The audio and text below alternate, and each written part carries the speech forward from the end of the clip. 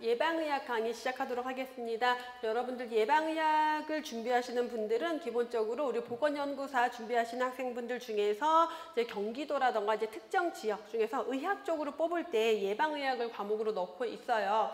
근데 예방의학은 역학 그리고 우리 보건학 그 내용의 중간 그래서 좀 더 깊이 들어간다라고 보시면 돼요. 그래서 사실 한편으로는 역학의 심화이론, 보건학의 심화이론이라고도 보시면 돼요. 그래서 결국 역학을 공부하는 거는 예방의학을 공부하는 것은 역학과 보건학을 다시 공부하는데 더 깊이 있게 공부한다라고 생각하시면 되겠죠. 그래서 공부를 하실 때 순서를 역학, 보건학, 예방의학 동시에 시작하시는 것보다는요. 보건학과 역학은 동시에 시작하세요. 괜찮아요. 동시에 시작하고 최소한 역학 수업이 끝나고 난 다음에 예방의학을 보세요. 보건학 중에서도 보건학 중에서 환경보건이랑 산업보건 파트를 먼저 하고 난 다음에 예방의학을 보세요. 그러면 그 보건학에 대한 내용을 좀 더 깊이 있게 들어갈 수가 있어요. 근데 그걸 안 보고 바로 예방의학을 먼저 시작하시면은 이해가 안 될 수가 있어요. 그리고 제가 강의하는 예방의학 강의는 여러분들이 보건학이나 역학을 이미 공부했다라는 전제를 깔고 들어갈 거예요. 왜냐하면 예방의학에서 그 하나하나를 다 설명하면 강의 진도를 나갈 수가 없어요. 그래서 그런 가장 기본 이론, 기초 이론은 보건학에서 하고 역학에서 좀 더 깊이 있게 하고 그걸 더 깊이 있게 심화로 들어가는 게 바로 예방의학이고요. 예방의학을 시험 과목으로 하지 않는 학생들도 사실 이 KMLE 예방의학 문제집을 풀고 들어가야 돼요. 역학이나 보건학 문제에서 여기 있는 문제가 굉장히 많이 출제가 되고 있기 때문에 보건연구사 학생들한테는 기본적으로 해야 되는 과목이 예방의학이죠. 그래서 예방의학이라는 과목을 준비하시는 학생들뿐만 아니라 보건학, 역학을 공부하시는 학생들은 예방의학을 반드시 해야 되고요. 혹시 또 나는 예방의학 과목 안 하니까 뒤에 환경산업보건, 의료관리 안 하고 앞에 있는 역학만 할 거 아니에요. 이게 보건학에 다 들어가는 내용이에요. 그렇기 때문에 보건연구사 준비한다라고 하면은 예방의학은 심화이론이다라고 생각하고 들으셔야 되는 게 맞아요. 자, 그렇게 보시면 되겠고 그렇기 때문에 예방의학 강의는 여러분들이 이미 어느 정도 베이스에 깔려있는 지식이 있다라는 걸 전제로 진도가 나간다. 그래서 공부 안 하고 바로 들으시면 못 따라올 수 있어요. 제 설명이 이해가 전혀 안 될 수 있기 때문에 꼭 보건학, 역학을 먼저 선행하고 예방의학을 하시라고 강조를 드리고요. 예방의학이 하나의 과목이라는 건 행운이기도 해요. 나머지 공부까지 다 심화로 할 수가 있기 때문에 한 과목을 세 과목으로 시험 본다라고 생각하시면 되겠죠. 자, 그렇게 마음을 가지고 예방의학 강의를 같이 들어가 보도록 할게요. 자, 9페이지 보실게요. 바로 건강증진에 대한 내용 먼저 들어가는데 자, 건강증진과 관련된 내용은 보건학에서 이미 너무나 중요하게 강의를 했고 여러분들이 공부를 했던 내용들이죠. 자, 건강에 대한 정의가 나오는데 자, 건강에 대한 정의, 정의를 들어가기 전에 우리 보건학에서 했던 내용들 건강의 개념이 변화되고 있다. 과거에는 신체 개념, 사람의 몸에 신체적으로 어떤 문제가 있느냐 없느냐 정도로만 봤다라면은 신체 개념에서 심신의 개념, 몸과 마음을 분리할 수 없다라는 개념으로 넘어갔고 그러다가 생활 개념, 생활 수단의 개념으로 넘어갔죠. 그래서 건강의 변천을 보면은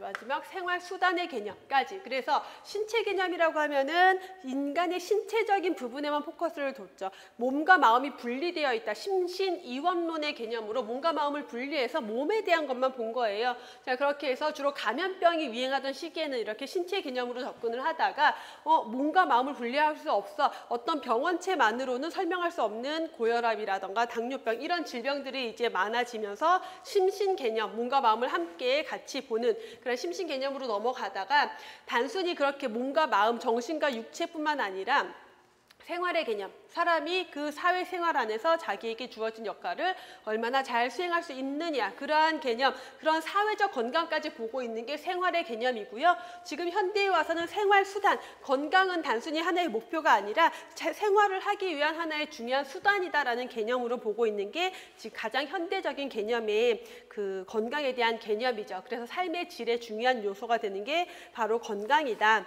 건강의 개념 정의에서 이 교재에 이렇게 동그라미 원으로 나오고 있는 부분, 건강의 연속선에 대해서 설명하고 있는 개념 중에 하나인데, 큰 원에서 A 파트에 해당하는 부분은 완전한 건강 상태예요.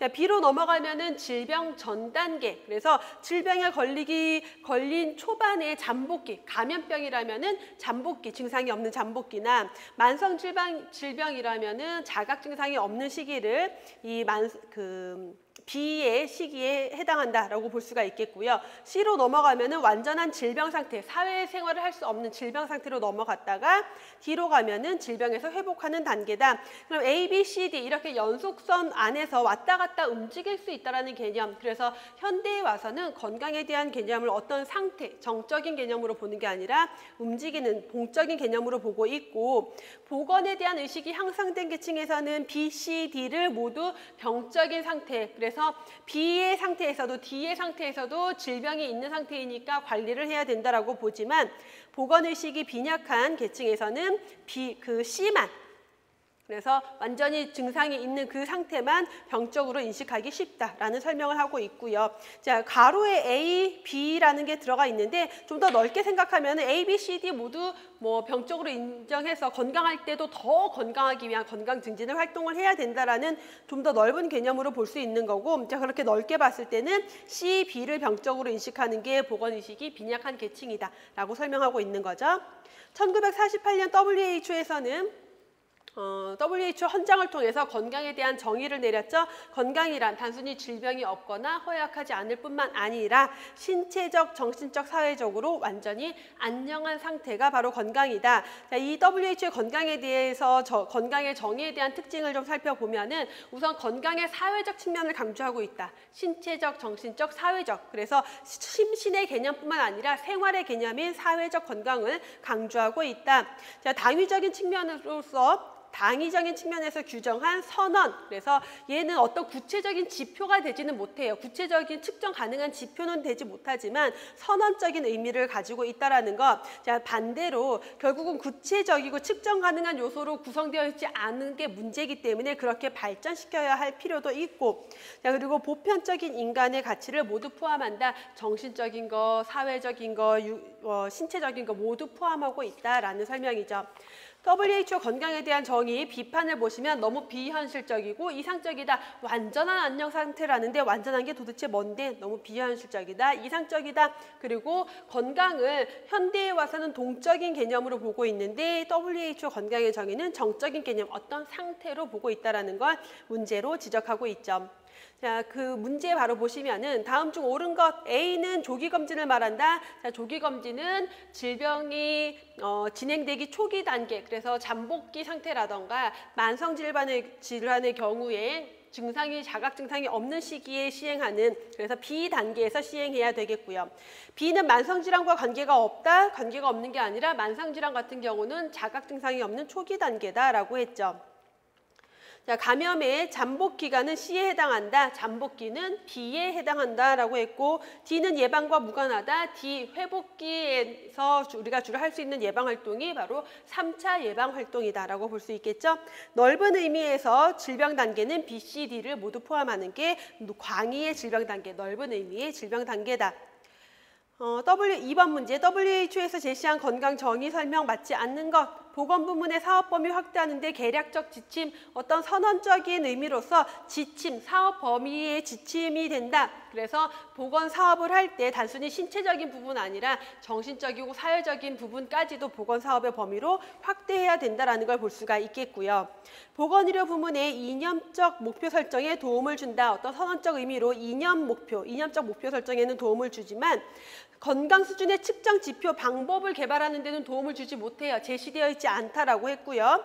삶의 여러 가지 측면, 신체적, 정신적, 사회적 측면을 포함하고 있고, 자, 내용이 모호하고 실증적 분석에는 활용도가 적다라는 게 단점으로 지적되고 있다. 옳지 않은 거 3번이죠.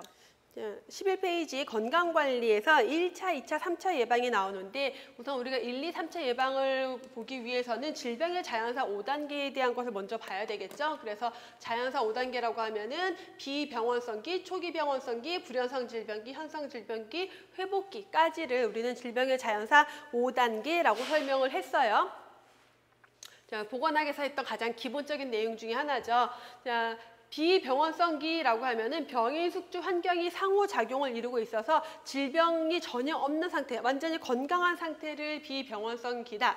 초기 병원성기, 어떤 병인의 자극이 시작되는 시기를 초기 병원성기라고 했고, 병원성기로 넘어와서 불현성 질병기, 병인이 내 몸에 들어왔지만 아직 증상은 없는 상태, 만성질환 같은 경우는 초기 상태, 자각 증상이 없는 단계, 현상 질병기는 증상이 나타나고 회복기에는 회복하고 있는 상태겠죠.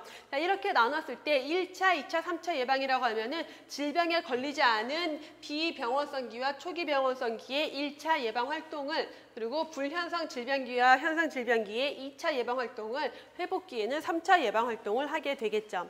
자, 1차 예방, 건강한 상태예요. 어찌됐건 간에 병에 걸리지 않은 건강한 상태, 그 상태에서 건강을 보호 증진하고 질병을 예방하는 것, 아예 걸리지 않게 하는 것. 자, 이 중에서도 적극적인 것과 소극적인 것으로 나눠보면요. 자, 건강 증진을 위한 활동들, 건강 증진, 환경위생, 영양 이런 것들은 건강한 사람을 더 건강하게 하는 것, 건강 증진과 관련된 적극적 예방이다라고 할 수가 있겠고, 초기 병원성기에 하는 거는요, 어떤 특정 질병을 예방하는 거예요. 질병에 걸리지 않게 하는 것. 그렇기 때문에 소극적인 예방이다. 그래서 예방접종, 환경정리, 안전관리, 이건 뭐냐면 어떤 환경 속에서 어떤 유해인자를 없애는 거예요. 어떤 안전관리, 안전에 위해가 되는 어떤 유해인자를 없애는 것. 그래서 그 유해한 것으로부터 문제가 생기지 않도록 하는 것, 소극적인 예방, 그 2단계에 시행할 수 있는 특수 예방에 해당한다라고 볼 수 있겠죠. 2차 예방, 질병 초기에 건강진단 실시하는 것. 그래서 질병을 조기에 발견하고 치료하기 위해서 조기 검진하는 게 바로 2차 예방이죠. 그래서 건강진단 실시, 조기 발견, 그리고 질병의 진행, 합병증, 후유증 방지를 위한 활동들, 그리고 조기에 그런 것들을 위해서 조기에 치료하는 것. 그래서 이 2차 예방에서는 가장 대표적인 게 조기 발견, 조기 치료, 건강검진, 집단검진 같은 것들이고, 3차 예방으로 넘어가면요, 이제 그 증상을 회복시키기 위한 거죠. 그래서 빨리 회복시키고 장애가 남지 않게 하는 것, 기능 장애가 있다면 그것을 복구하는 것. 그래서 만성질환에서 이 3차 예방도 중요하게 볼 수가 있겠고, 재활, 어떠한 장애가 남지 않게 하는 것, 신체적인 재활뿐만 아니라 사회로 복귀시키는 것까지도 3차 예방으로 볼 수가 있어요. 그래서 우리가 문제나 이제 여러 가지 내용들을 보다 보면요. 장애를 방지하기 위한 게, 장애 방지가 이 2차 예방에 들어갈 때도 있고 3차 예방에 들어갈 때도 있어요.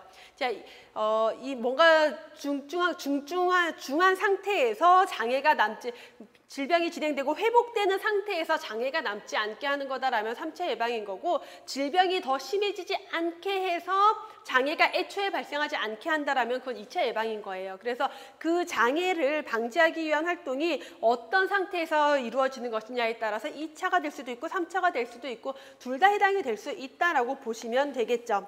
그래서 11페이지 교재의 표를 보시면은요, 우리가 알고 있는 기본적인 이 내용과 조금 다르게 표를 만들어 놨어요. 질병 전 단계, 질병 발생 전 단계 1차 예방, 잠복기를 2차 예방, 그리고 발현기를 3차 예방이라고 해놓은 게, 사실 이 발현 현상 질병기랑 회복기랑 여기의 내용이 상당 부분 많이 겹쳐져요. 연속이 되기 때문에 이게 실제 여러분들이, 많은 학생들이 시험 문제 또는 뭐 이제 기출 문제나 이런 거 볼 때 많이 헷갈려하는 게, 이거 왜 2차예요? 왜 3차예요? 하는 거. 그래서 장애 방지를 위한 활동들, 장애가 생기지 않도록 하기 위한 활동들, 그런 게 현상 질병기부터 회복기까지는 다 연결이 되거든요.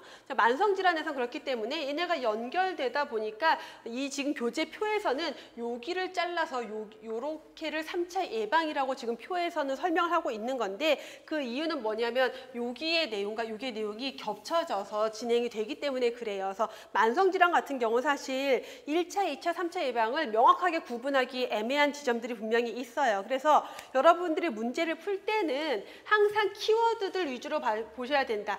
재활이라면 이건 무조건 3차예요. 재활. 후유증이 남지 않게 그냥 재활하는 것은 무조건 3차로 들어가면 되겠고, 조기 발견, 조기 치료, 집단 검진 이런 것들은 무조건 2차, 그 다음에 질병에 걸리기 전에 하는 활동들은 1차라고 보시면 될 것 같아요. 그래서 이 예방에 대한 문제가 굉장히 쉬운 문제지만 어려울 땐 또 굉장히 어렵게 느끼기도 하는데, 이 문제를 풀 때는 항상 보기 안에서 서로 비교를 하면서 가장 확실한 내용을 가지고 답을 선택해야 된다는 걸 다시 한번 강조를 드리고요. 이어서 포괄적 보건의료의 개념이 나오는데, 포괄적 보건의료라고 하면은 질병의 건강 증진, 질병 예방, 치료, 그리고 재활, 이 모든 것들을 다 포함하고 있는 의료를 우리는 포괄적 보건의료라고 불렀죠. 그래서 건강 증진, 질병 예방, 치료, 재활 이런 것들에 대한 1차, 2차, 3차 예방 서비스 다 포함하는 걸 포괄적 보건의료라고 한다. 자, 그래서 내용에서 보시면요. 단순한 진료만 의미하는 게 아니라 질병 자연사 스펙트럼 전체에 걸쳐서 활동하는 게 포괄적인 의미의 보건의료라는 개념이다라고 볼 수가 있겠죠.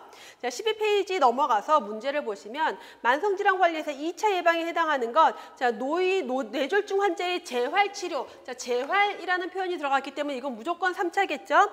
직장 점심 식단에 저지방 식사를 제공한다. 자, 질병에 걸리지 않은 사람들 좀 더 건강하게 하기 위한 활동이니까 1차 예방으로 포함이 될 수가 있겠고, 당뇨병 콩팥 환자 대상 영양교육, 자, 신장에 어떤 기능 장애가 있는, 신장의 질병이 있는 환자를 대상으로 영양교육을 한다는 건 병원에서 치료하고 집에 돌아가서 태어난 다음에도 영양 섭취 어떻게 해야 될지 교육한다는 개념으로 봐야 돼요. 자, 그렇게 봤을 때는 회복기에 해당하는 거 3차 예방으로 보시는 게 더 적절하겠고, 당뇨병 가족력이 있는 50세 남자의 혈당 검사, 자, 가족력이 있지만 본인이 아직 환자는 아니에요. 근데 그 사람을 대상으로 뭔가 검사를 한다, 그거는 무조건 2차죠. 그럼 가장 적당한 건 4번이 되겠고요. 심근경색증으로 이미 입원을 해 있는 환자에게 금연교육을 한다. 예, 이것은 심근경색증으로 이미 환자가 질병이 진행이 된 상태죠. 그러면 여기에서 여기로 넘어가는 요 상태다라고 보시면 돼요. 3차 예방으로 보는 게 더 적절하겠죠. 그래서 정답은 4번이 되겠고요. 2번 문제, 만성질환 관리에서 3차 예방을 통해 줄일 수 있는 것. 자, 3차 예방을 통해서 줄일 수 있는 것, 장애, 합병증, 후유증을 줄인다라는 거죠. 발생률을 줄일 수 있는 거는 질병 걸리기 전에 하는 활동들, 1차 예방이 발생률을 줄이기 위한 거고, 유병률은요. 2차 예방과 3차 예방을 열심히 하면은 유병률이 증가하겠죠. 오히려 유병률이 줄어드는 게 아니라 요걸 열심히 함으로 인해서 대부분 만성질환이 완치되진 않지만 증상을 악화시키지 않기 위한 활동들. 그래서 만성질환에서의 2차, 3차 예방은 결국 유병률을 증가시켜요. 왜냐하면 완치가 되지 않으니까. 조기 치료율은 여기 2차 예방을 통해서 조기에 치료할 수가 있겠고요. 건강검진 미수검률을 줄인다. 조기 발견 2차 예방 활동을 통해서 이렇게 건강검진을 더 받을 수 있도록 할 수 있겠죠. 정답 4번이고, 3번 문제, 포괄적 보건의료 서비스 개념, 가장 옳은 것, 예방, 치료, 재활 이러한 모든 것들을 포함하는 개념이다. 단순하게 1차 의료기관만을 의미하는 것도 아니고 종합 분야처럼 전문 분야의 진료는 더더군다나, 얘는 더더군다나 아니죠. 치료만 해당이 되니까. 의료 조직 체계의 효율성 또는 의사와 간호사 협조 모두 해당되지 않는 설명, 정답은 3번이죠. 4번에 포괄적 의료관에 대한 설명 바른 것. 자, 의료 전달 체계를 효율적으로 수립한다. 자, 의료 전달 체계를 효율적으로 수립하면은 보건의료 자원의 활용을 좀 더 효율적으로 활용할 수 있겠지만 포괄적 보건의료의 개념은 아니고요. 예방의학과 치료의학이 통합된다. 그래서 단순히 질병의 치료에만 포커스를 두는 게 아니라 예방과 치료를 동시에 보는 것, 이러한 종합적인 의료는 포괄적인 의료관이다라고 볼 수가 있겠고요. 자, 형평성도 포괄적 보건의료랑은 관련이 없고, 의사와 비의사의 인력을 합동하여 시행하는 의료다. 포괄적 보건의료에 대한 개념으로는 맞지 않죠. 마찬가지 5번도 맞지 않는 설명, 정답은 2번. 5번 문제 2차적 예방에 대한 설명으로 옳은 것 조직 변화 병리 단계 중 초기 단계. 자, 초기 단계의 조기 발견, 조기 치료를 위한 활동들 2차 예방. 자, 질병 단계로서 감수성 단계다라는 것은 질병 단계 중에서 감수성 단계다. 질병의 자연사 단계 중에서 감수성 단계다라는 것은 질병에 걸릴 수 있는 단계라는 거야. 아직 걸리지 않았지만 걸릴 수 있다. 그럼 1차 예방에 대한 내용이겠고요. 증상 발현 과정으로서 불연성 단계, 불연성 질병기가 여기에 해당이 됐고 건강 증진과 특수 대책은 1차 예방에서 하는 활동들이다. 정답 가와 다죠. 정답 2번. 자, 먼저 말씀드린 것처럼 의료 윤리에 대한 내용은 제가 강의하지 않을 거고요. 뒤로 넘어가서 29페이지. 자, 이제 역학에 대한 내용으로 본격적으로 들어가는데, 자, 역학의 정의, 개념에 대한 내용들은 우리 이미 역학에서도 그리고 보건학에서도 다 충분히 했던 내용들이죠. 역학의 정의, 인간 집단에서 질병뿐만 아니라 상해의 분포, 그래서 질병이나 건강과 관련된 여러 사건들의 분포, 그리고 결정 요인, 그 질병에 대한 결정 요인을 탐구하는 학문이다라고 정의를 하고 있어요. 자, 구체적으로 나눠보면 우선 역학의 정의, 역학의 대상은 인구 집단이라는 거. 그래서 인간의 질병을 연구하는 게 아니라 인구 집단에서의 질병에 대한 것을 연구하는 것이다. 질병의 빈도를 측정하고 분포를 파악한다. 그래서 질병이 얼마나 자주 발생하는지, 어느 지역에 그 질병이 분포하고 있는지, 그리고 그 질병에 대한 결정 요인이 무엇인지를 확인하는 게 바로 역학의 정의죠. 그래서 궁극적인 목적은 이렇게 결정 요인을 확인해서 그 질병을 예방하고자 하는 게 궁극적인 목적이 될 수 있겠죠. 그래서 역학의 목적 활용 보시면요. 질병의 원인과 위험 요인 파악하는 것, 그걸 통해 그래서 그 원인과 위험 요인을 파악하면은 예방 대책을 수립할 수 있게 되겠죠. 또 질병의 규모를 파악한다. 지역사회에서의 역학조사를 통해서 유병률, 발생률 또는 뭐 치료율, 사망률, 합병증 발생률 이런 것들을 확인할 수 있다는 거죠. 자, 이렇게 질병의 규모를 파악하면은 그 자료를 통해서 보건의료 인력, 시설, 재원에 대한 어떤 기획을 할 때 중요한 지표로 사용할 수 있게 되겠고요. 질병의 자연사와 예후를 파악한다. 질병에 걸린 사람들이 어떻게 질병이 진행이 되고 예후가 어떤지 역학조사를 통해서 모두 파악할 수가 있겠고 질병 예방 치료와 관련된 관리 방법이 효과가 있는지 그래서 어느 지역에 질병의 발생률 변화, 유병률 변화, 사망률 변화 이런 것들을 통해서 관리 방법이 효과가 있는지도 평가할 수가 있겠고 환경문제 정책 수립할 때 역학조사 자료가 기초 자료로 사용될 수 있겠죠. 역학 연구의 대표적인 사례에서 존 스노우의 콜레라 유행 연구가 있는데 존 스노우의 콜레라 유행 연구 1855년에 콜레라 발생의 전파 양식에 대하여라는 보고서를 발표했고 이 보고서를 통해서 장기설에 대한 부분을 장기설의 허구성을 주장하게 된 게 바로 존 스노우죠. 자, 콜레라 전염 기전을 예전에는 미아스마 시오리, 그래서 장기설, 나쁜 공기에 의해서 질병이 걸린다라고 봤는데 자, 런던에서 콜레라가 유행할 때 존 스노우가 점지도, 스팟 맵을 그리면서 도트맵이라고도 하고요. 스팟 맵이라고도 하는 점지도를 그리면서 그 사망자의 분포를 파악하고 결국 이 콜레라의 발생이 물과 관련이 있다라는 가설을 설정하고 검증을 했죠. 자, 그걸 통해서 발표한 게 콜레라 발생의 전파 양식에 대하여라는 보고서였고 이 보고서를 통해서 콜레라 전파가 공기가 아니라 오염된 물에 의한 것이다라는 것을 입증을 했죠. 그걸 통해서 그 장기설의 허구성을 주장하게 된 것 최초의 기술 역학이라고 할 수 있는 게 바로 존 스노우의 콜레라 유행 연구죠. 역학의 정의 설명한 것, 가장 잘 설명한 것, 요 문제는요, 그대로 시험 문제에 몇 번 출제가 됐어요. 자, 인간의 질병 원인을 탐구한다. 인간이 아니라 인구 집단에 대해서 탐구하는 것이고요. 인구 집단의 질병의 빈도, 분포, 결정 요인을 규명한다. 적절한 정의죠. 인구 집단의 질병 빈도의 결정 요인을 규명한다. 자, 질병이 얼마나 자주 발생하는지 자주 발생하는 원인을 규명하는 게 아니라 그 질병의 결정 요인을 규명하는 거죠. 그래서 빈도, 분포, 결정 요인을 규명하는 게 맞고요. 사망 원인을 규명한다. 단순히 인간의 사망 원인을 규명하는 학문은 아니고요. 보건의료 조직 및 재정의 형태를 규명하는 학문도 적절하지 않죠. 가장 적절한 것은 2번이 되겠죠. 31페이지. 질병 발생의 다요인설 나오고 있는데 질병 발생의 다요인설이래요. 자, 여기에서 설명하고 있는 모형들은 다 다요인설이라는 거죠. 그럼 질병 발생의 다요인설이라는 것은 질병의 원인이 하나가 아니라 몇 개가 있어라고 설명하는 거예요. 그러면 많은 학생들이 이제 다요인설의 세 가지 지금 역학적 삼각형 모형, 거미줄 모형, 수레바퀴 모형이 나오는데 역학적 삼각형 모형 단일 요인설 아니에요? 라고 물어보신 학생들이 굉장히 많아요. 근데 단일 요인설은 뭐냐면 여러분 그 공중보건학 또는 역학 우리 공부할 때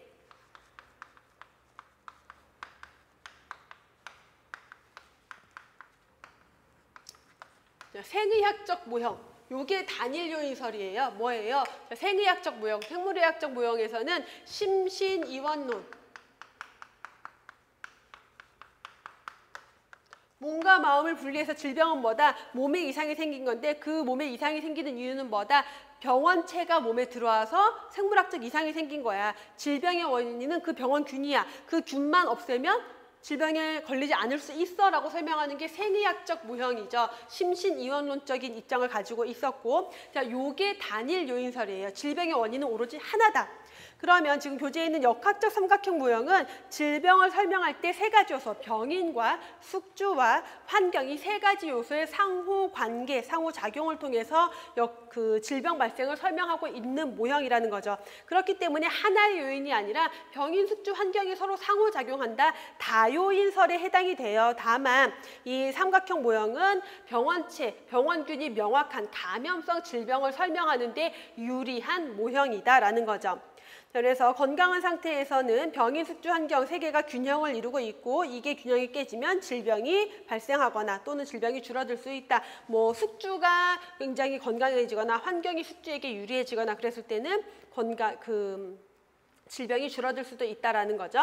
특정 병인을 찾을 수 없는 비전염성 질환 설명하는 데는 적당하지 않아요. 그래서 여러 가지 원인에 의한 질병을 설명하는 데 적절하진 않지만 그래서 감염성 질환을 설명하는 데 적절하지만 그래도 다요인설에 해당이 된다. 자, 최근에는요. 병인에 대해서 단순히 감염병만 보는 게 아니라 병인에는 생물학적 병인, 화학적 병인, 물리적 병인으로 보기도 해요. 생물학적 병인이라고 하면은 세균, 바이러스, 리케치아, 기생충 같은 것들이겠고 우리가 아는 일반적인 병원체. 자, 화학적인 병인이라고 하면은 농약이라던가 중금속 이런 것들이 질병의 원인이 되면은 그게 바로 화학적인 병인이 되겠고요. 자, 물리적 병인도 있을 수 있어요. 물리적 병인은 뭐 고온, 고열이라던가 기압이라던가 이러한 물리적 요소들이 질병의 원인이 됐을 때는 그렇게 물리적 병인이라고 볼 수가 있겠죠. 거미줄 모형 넘어가 보면은 거미줄 모형은 여러 원인들이 얽히고 설켜 있다라는 거 우리 보건학에서 이 그림으로 봤고 지금 여러분들 32페이지 교재에도 그림이 있는데 자, 이렇게 하나의 질병이 발생하는데 여러 요인들이 서로 얽히고 설켜서 작용을 한다라고 설명하는 게 거미줄 모형이죠. 질병 발생 원인에 대한 다원론, 굉장히 많은 요인들이 영향을 미친다라는 걸 설명하고 있고 자, 이 질병을 예방하기 위해서 몇 개의 고리를 끊어주면요. 뭐 흡연 이런 것들 끊고 그다음에 고지방식이 끊고 해서 비만이 잘리고 이런 식으로 끊어주면은 질병을 예방할 수 있다라고 설명하는 게 거미줄 모형이죠. 그래서 질병의 발생 기전을 완전하게 파악하지 못해도 예방, 관리와 관련되는 좀 더 효과적인 방법을 찾아낼 수 있는 모형이다라고 볼 수 있겠고 32페이지 넘어가서 수레바퀴 모형 보시면요. 자, 수레바퀴 모형은 수레바퀴 안에 숙주가 있고 그 숙주를 둘러싼 환경이 있죠. 그래서 질병의 병인에 대해서 여러 가지 발생 요인에 대해서 설명을 하고 있는 다요인설이기도 하고 유전이 숙주에 포함이 되어 있다. 그래서 교재에 있다시피 그림에 보시면 우선 숙주가 있고요. 숙주를 둘러싼 환경이 있겠죠. 숙주와 환경의 상호작용을 설명하는데 그 환경에는 생물학적 환경과 물리화학적 환경, 사회적 환경이 있고 숙주는 어떤 숙주다? 유전적 소인을 가지고 있는 숙주다. 그래서 유전을 중요한 요소로 또 보고 있기도 하죠. 숙주의 저항 능력을 질병 발생에 굉장히 중요한 요인으로 보고 있다는 거. 거미줄 모형과 다르게 숙주와 환경을 구분했다. 그럼 거미줄 모형은 숙주, 환경, 병인 이런 것들을 전혀 구분하지 않고 모두 연결 가고 있다는 게 특징이겠죠. 그리고 특징적인 거 이 안에는 병인체, 병인에 대한 별도의 요인 설명이 들어가 있지 않다라고 볼 수가 있겠고요. 예를 들어서 뭐 병원체들 같은 경우는 생물학적 환경에 포함시킬 수 있겠죠. 거미줄 모형과 수레바퀴 모형의 공통점 둘 다 다양한 요인에 관여한다. 역학적 삼각형 모형도 다요인설이지만 걔는 다양한 요인이라기보다는 병인, 숙주, 환경 세 가지를 가지고 본 거고 거미줄 모형과 수레바퀴 모형은 다양한 요인에 의해서 그 질병이 발생한다라고 설명하고 있지만 차이점 보시면요. 거미줄 모형은 여러 요인이 얽히고 설켜서 복잡한 경로를 가지고 있다. 수레바퀴 모형은 숙주와 환경의 상호작용으로 설명을 하고 있다라고 설명할 수 있겠죠. 자, 문제까지 풀어볼게요. 34페이지 보시면 연령 표준화 자살률의 연도별 추이를 나타낸 그림인데 2011년에 자살 예방 법을 제정을 한 다음에 2012년에는 자살 수단으로 사용되던 파라캇이라는 약물을 판매 금지했대요. 자, 그리고 나서 자살률의 변화를 봤더니 그래프를 보니까 계속 점점 올라가고 있다가 2012년을 기점으로 2011년, 12년을 기점으로 자살률이 떨어지고 있는 게 보이죠? 자, 이러한 변화는 질병 발생 결정 요인 중에서 어떤 요인이 작용한 결과냐? 자, 제시된 거. 2011년, 12년에 했던 활동이 뭐예요? 법 제정하고 파라캇이라는 약물을 판매를 금지하는 정치, 사회적으로 어떤 제도를 마련한 거죠. 자살과 관련된 여러 가지 내용에 대한 제도를 만들어서 자살을 예방하고자 했던 것. 그래서 여기에서의 주요 결정 요인은 바로 정치, 사회, 제도 요인이다라고 볼 수가 있겠고요. 2번 문제 다요인설 설명 중 맞는 것 역학적 삼각형 모형, 숙주, 환경 그리고 유전이 아니라 병인에 의해서 질병이 일어난다라고 설명하고 있고 역학적 삼각형 모형은 숙주와 병인 사이의 상호작용에 대한 모형을 제시한다. 그래서 숙주와 병인이 서로 상호작용을 하는 거고 여기에 환경이 영향을 주는 거예요. 숙주와 병인이 서로 상호작용을 하는데 환경이 숙주에게 유리할 수도 있고 병인에게 유리할 수도 있는 그래서 숙주와 병인 사이의 상호작용에 대한 모형 크게 문제되지 않는 설명이고요. 거미줄 모형에서는 숙주 요인 중에서 특히 유전적 소인을 강조한다. 유전적 소인을 강조한 건 수레바퀴 모형이었고 생태계에서 발생하는 질병은 어느 것이든 주로 한 가지가 아니라 여러 가지 요인에 의한다라는 것을 중점에 두고 있는 게 다요인설에 대한 전체적인 개념이죠. 수레바퀴 모형의 기본 개념은 질병 발생이 서로 선행하는 여러 요소가 복잡한 계보를 이루고 있다. 거미줄 모형에 대한 설명이죠. 맞는 것은 2번이 되겠고요. 3번 문제. 다음에 해당하는 질병 발생 모형, 뇌졸중은 고혈압, 당뇨병, 죽상, 경화증 등이 있는 사람에게 많이 발생한다. 자, 이러한 기저질환들과 더불어서 유전적 요인, 생활습관, 성격, 스트레스, 사회 환경 이런 것들이 서로 얽혀서 복잡한 경로가 있다. 거미줄 모형에 대한 설명이고요.